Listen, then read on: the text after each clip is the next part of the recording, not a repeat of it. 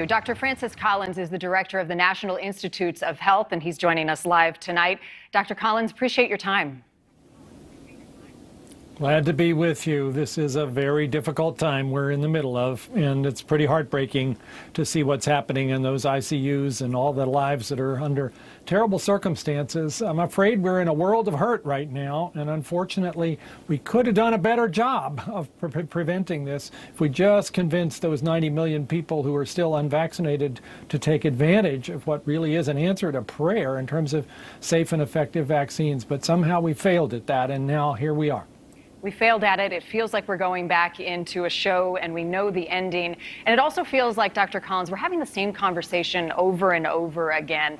You've come on TV with the same message, yet COVID cases are rising. The IC situation is getting bad. It does appear that the efforts to convince Americans to get that shot have not worked, and it's not reaching the people who need to hear it. So what now? What's the plan?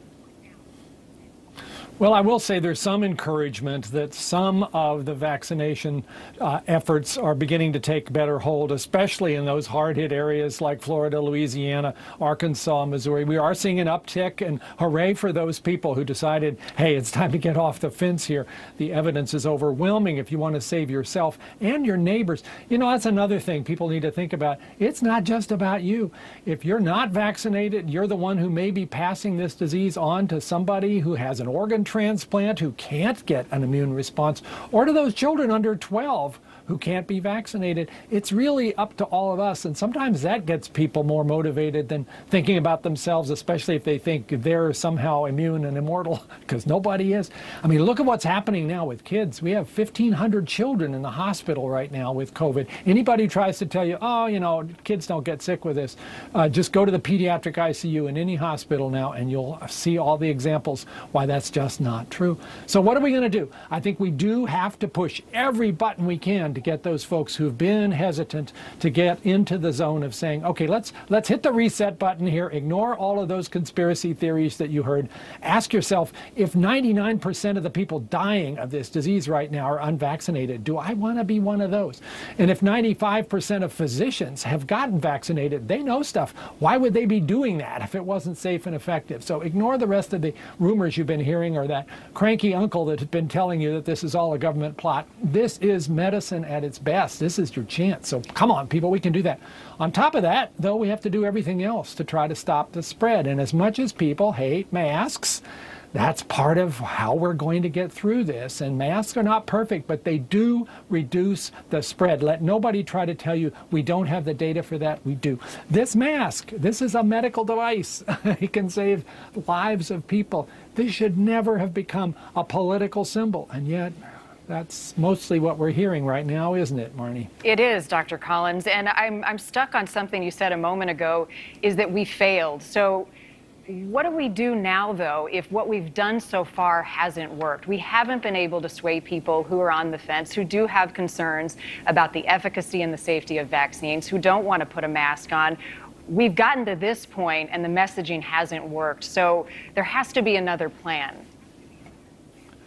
Well, the plan, which people don't like either, is mandates. And a lot of businesses, seeing that this is the only way they're going to keep their staff coming to work safely, are starting to do that. Mandating, if you're going to be coming to work, you've got to have proof of vaccination. The federal government, which I'm part of, has taken that same path. I have 45,000 people who work for me, and very soon they're going to have to be vaccinated to come to work. Or if they're not willing to be, they're going to have to be tested once or twice a week, which is kind of a pain. So yeah, the time has come, I think, when the evidence is so strong, the military is going to be doing this too. Very soon, the FDA is going to grant full approval to the Pfizer and Moderna vaccines. And for people who have been waiting for that because they didn't like the emergency use designation, that will be one more reason to say, let's do this. So I wish it didn't have to be this way. I wish we had 99% of the adults already vaccinated, because we should have. But if that isn't going to work, maybe we're going to have to be a bit more directive. So if the president were to come to you today and say, Dr. Collins, you have spent your life's work in medicine and in public health, is now the time for a national mask mandate? Am I hearing you say you'd say yes?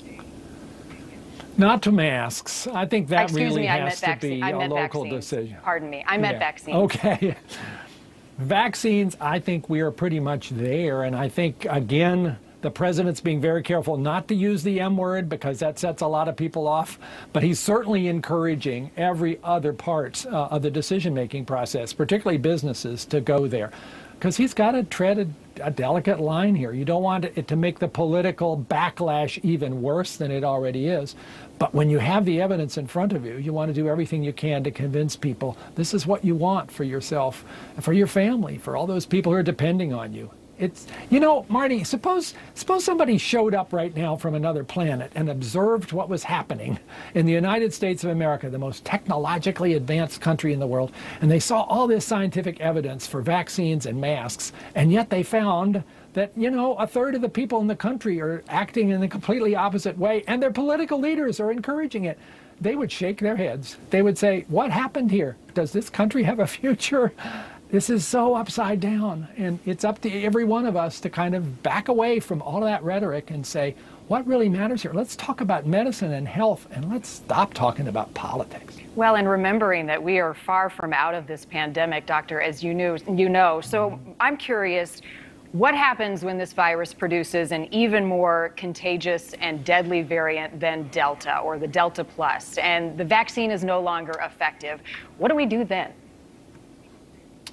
Well, that is a big concern, and the more people continue to get infected, the more likely it is that the virus will pick up additional mutations and we'll see something even worse than Delta. Delta is pretty bad, but we are in a pretty good place now. The vaccines really work quite effectively against Delta, but whatever's next, we don't know. So we're prepared for that, Marnie. We have, because of the mRNA vaccines, the ability to quickly redesign the vaccine and be ready to deploy it if it turns out we need to do so. So I think we should not be alarmed that that is going to be a hopeless situation, but we don't want it to happen. And again, it shouldn't have to happen. It's another part of our world of hurt that could have been prevented. And again, if we can use this moment, maybe because Delta is like a whole new ballgame and people who had ideas about this are rethinking it, we could turn our country around. That would be my hope. I'm an optimist. I believe in people. I believe that ultimately they do the right thing.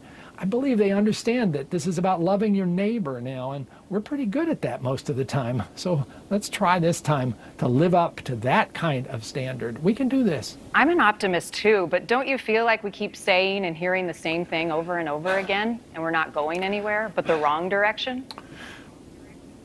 Well, consider where we were a year ago. We were in a terrible place then, and people were dying all around us, and we had nothing to offer. Let's be clear. We have gotten to the point now where 70% of Americans have gotten at least one shot, and 50% of Americans are fully immunized. That's a whole other story. So I don't think we are facing, for instance, the need for big lockdowns to happen. We just have to do what we can to keep the spread down and to convince those unvaccinated people, because the pandemic's about them now, that they need to take action and not stand back and hope somebody else will take care of this. But we are in a lot better place. I don't want to lose sight of that than we were a year ago. Well, and I hope in a year from now, this is far behind us. Real quick before I let you go, you have said that a booster isn't necessary right now. The FDA, the CDC have said the same. The Delta variant is breaking through, and that's not a surprise given what we know about vaccines. But what will be the threshold that a booster may be necessary for people so they can start planning for the fall? Yeah, we're looking at that almost daily, and basically we're looking to see, is there any evidence of people who got vaccinated the furthest back, like people who were in those clinical trials almost a year ago? Are they beginning to lose their immunity and actually not just getting a positive test or not just a mild case of the sniffles, but actually a more significant illness? Once that starts to happen in a significant way for people who otherwise have good immune systems, then it's going to be time for the booster. We're totally prepared for that. I think most of us expect boosters will be necessary. We just don't know exactly when. We know right now we're okay. Could it be the fall? Could it be the winter? Could it be next year? We're going to find out by watching the data day after day, just as closely as you can imagine. A lot of unknowns. Dr. Collins, I appreciate your time. I look forward to the next time we talk, and I hope that we've moved the needle a little bit. Boy, I hope so too. Nice to talk to you, Marnie. Keep spreading the word about what people need to do. Thank you. See you next time.